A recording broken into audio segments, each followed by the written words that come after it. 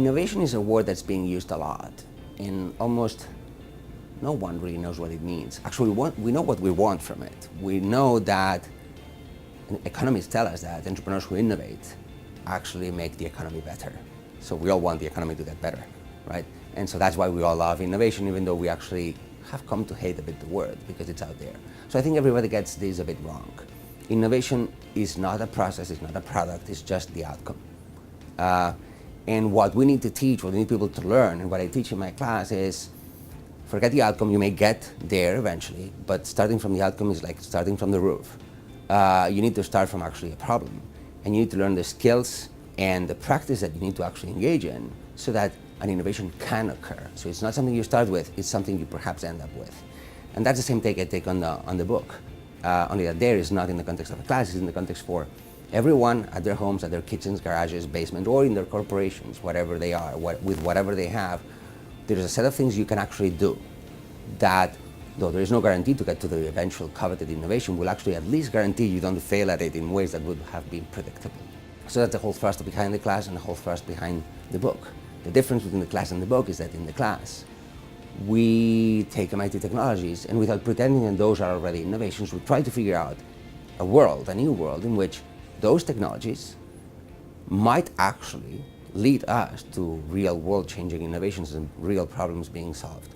In the book, I don't pretend you have an MIT technology at home, so I tell you how to do it with whatever it is you have. And once, if you read the book, you realize that I truly meaningfully do that. I bring every example, not just from high tech, but also with things that you have in your kitchen that you could actually try. Many more things, or things you can get from Amazon in a couple of days that will shock you about what you can possibly accomplish in your kitchen safely to really start on a path to innovate.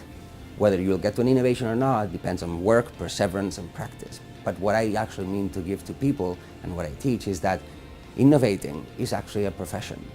You want to change real world problems. Your background is only a springboard. You need to acquire more knowledge, you need to go through it, you need to eventually build an organization. Perhaps you'll do that as an entrepreneur, perhaps you'll do that from within a corporation, that's a choice. In a way, what I teach and what I've been teaching for the last decade worldwide, it resonates strongly with how I actually got to teach it myself. In addition to teaching innovating, I'm also an expert in the application of artificial intelligence to solve real world problems, and I've done that as an entrepreneur, I've done it from academia, and I continue to do it in a number of ways. But one thing that has driven me through this path is that I've never perceived the knowledge I acquired as a constraint, but rather as a springboard for the next thing. And I've found that actually the knowledge you have can inform you in whatever you do next, regardless of whether you thought of that being the case beforehand. So my own experience was nearly 20 years ago. I came as a visitor to MIT. I was just a chemical engineer. The reason why I say just is because the next step took me into creating a startup in California, where we actually figured out a way to locate cell phones in case of emergency with artificial intelligence. Now, this is telecom and artificial intelligence. It has seemingly nothing to do with chemical engineering, and yet I still strongly believe that my background in chemical engineering informed me enormously to go into that. Of course, there was a lot to learn afterwards because I didn't get it in my studies. So a lot of people think of their background as like a silo they now need to live in. And what I'm inviting people to think about is, this is an accident of my story, is to think about the knowledge you have is already yours, right? And the knowledge you need lies ahead, it's not behind necessarily. And if you see it as a constraint, if you see the knowledge you have as a constraint, then you're very unlikely to discover the new way in which you need to solve a new problem.